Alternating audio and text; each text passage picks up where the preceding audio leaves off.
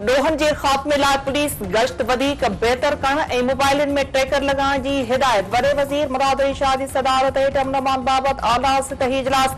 सूबाई वज़ीर शजील मेमन, ज़ियाउल हसन जा नासिर शाह ऐं ॿियनि जी शिरकत। कचे में sucker police commando school upgrade करण जी हिदायत। सर्विस चवणु आहे त स्ट्रीट क्राइम ऐं ॿियनि ॾोहनि पोयां मंशियात माफ़िया जो अहम किरदारु आहे। स्ट्रीट क्राइम जे ख़ात्मे लाइ ड्रग माफ़िया ख़िलाफ़ कार्रवाई तेज़ करणी पवंदी। अवाम जी जान ऐं माल जी हिफ़ाज़त सिंध सरकार जी पहिरीं तरजीह आहे। पुलिस, रेंजर्स ऐं ॿिया इदारा गॾिजी ईमान खे बहितर कनि। वज़ीर आज़म शहबाज शरीफ़ तरफ़ां रोज़ानू बुनियाद ते टास्क मैनेजमेंट सिस्टम जे जाइज़े जो फ़ैसिलो। अमीर तबके खे टैक्स ॾियणी पवंदी। टैक्स चोरनि, बाक़ीदारनि ऐं संदनि मदद कंदड़नि जो ख़ात्मो कंदासीं। नए माली साल जी बजट में ग़रीब ऐं पीढ़ियल तबके ते घटि खां घटि टैक्स लागू कई वेंदी। हुकूमत जी पहिरीं तरजीह टैक्स शरह घटाइण ऐं टैक्स ॾींदड़नि जे अंग में इज़ाफ़ो आहे। टैक्स निज़ाम जे डिजिटलाइज़ेशन ऐं फ़र्दी ताक़त जी सलाहियत में अवलियती बुनियादनि ते इज़ाफ़ो कयो पियो वञे। वज़ीर आज़म शहबाज शरीफ़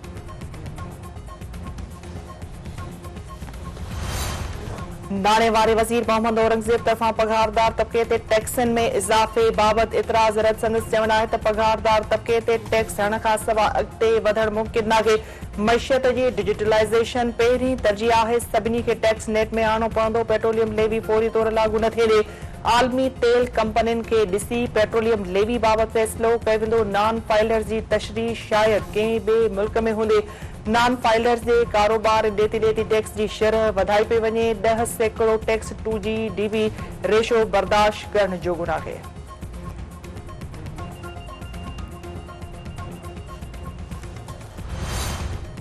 पीपल्स पार्टी मुस्लिम लीग नून में बजट ते ॻाल्हियुनि में अॻु भराई नथी सघी। ॿिन्ही धुरनि तरफ़ां राब्तनि जो सिलसिलो जारी रखण ते इतफ़ाक़। यूसुफ रज़ा गिलानी जो चवणु आहे त पीपी चाहे थी त हुकूमत जिन नुक़्तनि ते लिखत में इतफ़ाक़ कयो आहे उन ते अमल कयो वञे। हिक ॿिनि गॾिजाणियुनि में मामला तइ न थींदा। कुझु मामला वज़ीर आज़म ऐं कुझु वज़ीर आला जे हथ में आहिनि। मसइलो रुॻो बजट न आहे। जीअं हुननि चयो हुयो त खेनि पंजाब में स्पेस ॾिनो वञे। कुझु मामला तइ थी विया आहिनि, कुझु थियणा आहिनि।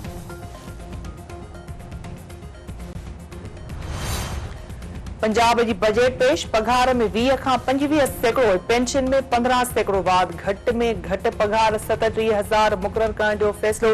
100 यूनिट इस्तेमाल कंदड़नि खे सोलर ज़रिए मुफ़्त बिजली ॾियण जो ऐलान। पंहिंजी छत प्रोग्राम लाइ 10 अरब ऐं लैपटॉप स्कीम लाइ 6 अरब रुपया मख़सूस। 30 अरब रुपयनि जी लाॻत जो ट्रैक्टर प्रोग्राम शुरू करण जो ऐलान। नाणे वारे वज़ीर शुजाउर रहमान जो चवणु आहे त 5 लख आबादगारनि खे बिना ब्याज कर्ज़ ॾिनो वेंदो। पंजाब में रोडनि जी बहाली जो कमु शुरू कयो पियो वञे। महांगाई जी शरह में घटिताई कई वई आहे। बजट इजलास में मुख़ालिफ़ धुर जो हंगामो। बजट जूं कापियूं फाड़े नारेबाज़ी साख खे नुक़सान पहुचाइण बाबति कानून ख़िलाफ़ सहाफ़ियुनि तरफ़ां इजलास जो बाइकाट। सिंध हुकूमत तरफ़ां नए माली साल 2024-25 जी बजट सुभाणे पेश कई वेंदी। घटि में घटि पघार 38,000 रुपया मुक़रर करण जी तजवीज़। पघारूं 22 खां 25% वधाइण जो फ़ैसिलो। 50,000 खां वधीक नयनि भर्तियुनि जो बि ऐलान कयो वेंदो। तालीम खाते लाइ 400 अरब रुपया रखण जी तजवीज़। 3,000 खां वधीक नयूं नौकरियूं पैदा कयूं वेंदियूं। घरू खाते लाइ 170 अरब ऐं सिहत खाते लाइ 275 अरब रुपया रखण जो फ़ैसिलो।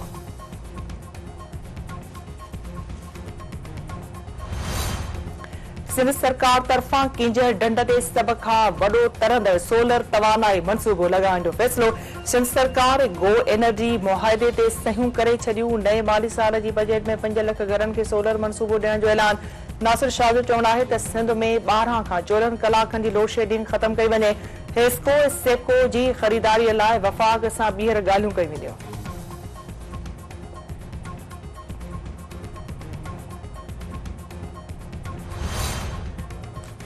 कुर्बानी वारी ईद वेझो अचण बावजूद महांगाई सबब ख़रीदारी में तेज़ी न अची सघी। जानवरनि जा अघ चोट चढ़ियल हुअण सबब ख़रीदार ढोरनि खे रुॻो हथ लॻाए वापसि। ट्रांसपोर्टनि बि भाड़नि में रिकॉर्ड इज़ाफ़ो करे छॾियो।